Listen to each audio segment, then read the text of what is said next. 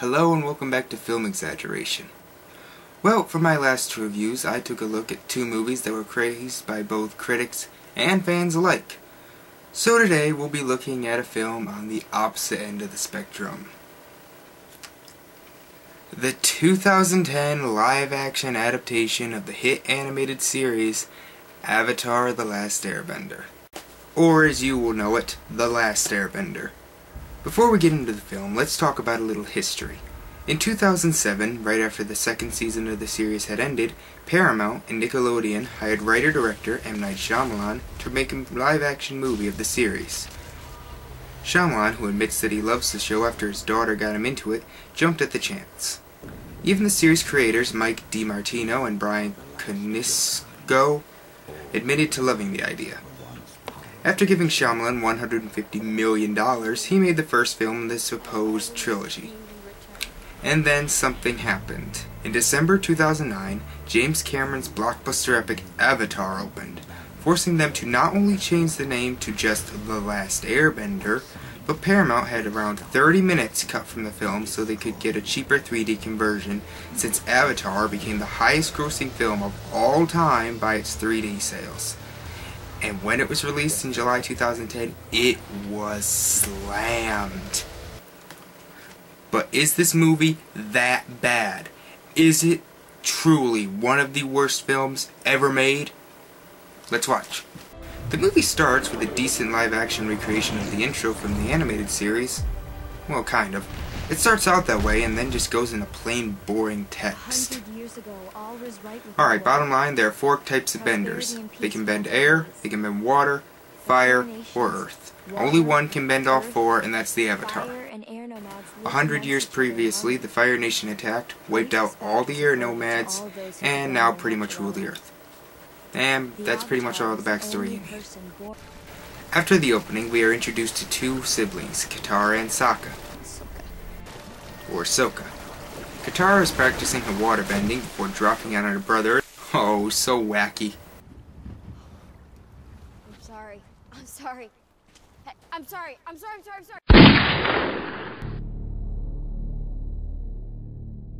No, that's not the end, as hilarious as that would have been. Instead, Katara just begins explaining her life story to us. My brother and I live in the Southern Water Tribe, which was once a big city. Our father's off fighting in the war.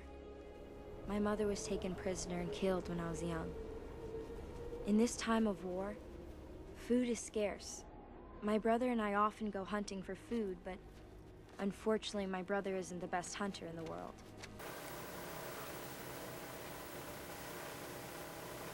My ear is bleeding. I didn't even think that was possible! Tiger seal.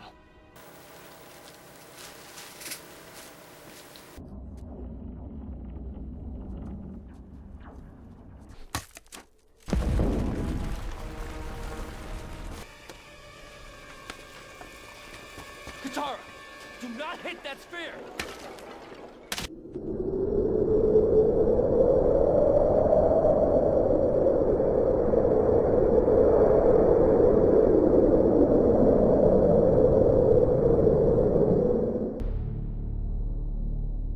Actually, inside they find a young boy and a sky bison named Appa. You know, Appa actually looks really good. Trying to eat me. They take him back to their village where the boy wakes up. His name is Aang. The monks named me Ang. Whatever. I ran away from home. We got in a storm. We were forced under the water of the ocean. Oh, I see. It wasn't very smart. I was just upset. Oh my god, kid, you can't act worth jack shit. Okay, maybe that was a little too mean. After all, he did do a lot better in his next movie, so I fault this on the fact that it was his first performance.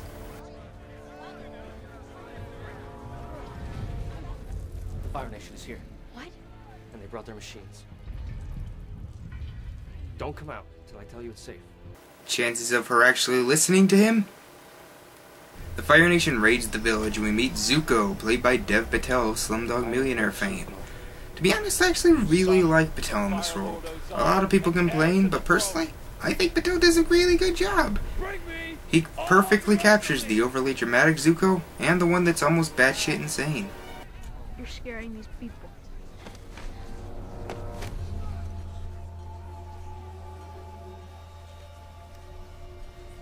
Who are you?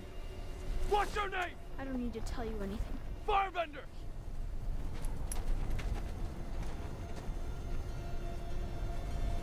I'm taking you to my ship. If you don't come, I'll burn down this village. I'll go with you. Am I the only one who finds this kind of hilarious? Zuko takes Aang prisoner and Sokka and Katara decide to rescue him. But how are they gonna do that?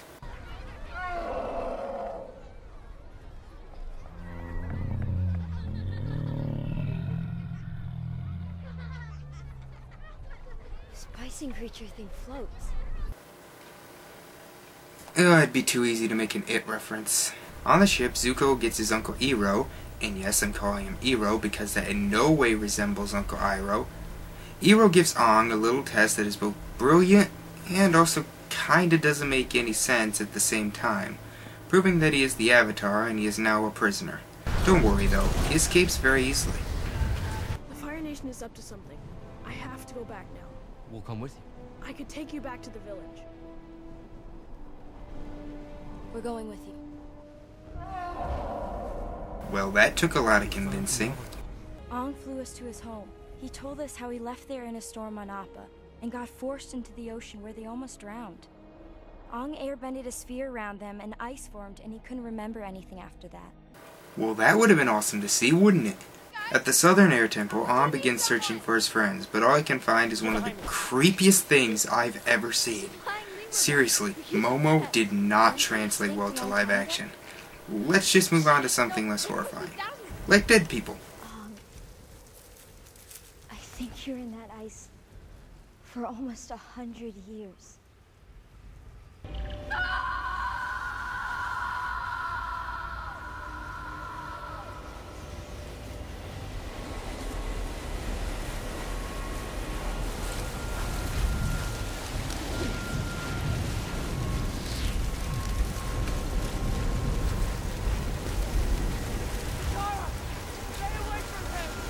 Well, in the Avatar state, yeah, I'm just assuming most of you know what that is. Aang meets, yeah, I can't tell, it's too dark. Back with Zuko, he is having lunch with Admiral Zhao, who forces out war exposition, which is so painful to listen to that it actually makes Zuko storm out of the room. In the Earth Kingdom, our heroes try to save a young Earthbender from the Firebenders. Hold on, is that supposed to be Haru? I can't even tell what gender that girl thing is. This guy has to tell me. He was bending tiny stones at us from behind a tree. It really hurt. He can bend Earth? Why are you so surprised? You're in the Earth Kingdom. They try to fight them off, but Katara fucks that up pretty quickly, and they are all taken back to the Earth Village. Now, a lot of people call this scene dumb because a bunch of Earthbenders are being kept in a camp surrounded by Earth. But I actually have an explanation for this. These people are obviously peasants, and are probably terrified of the Firebenders.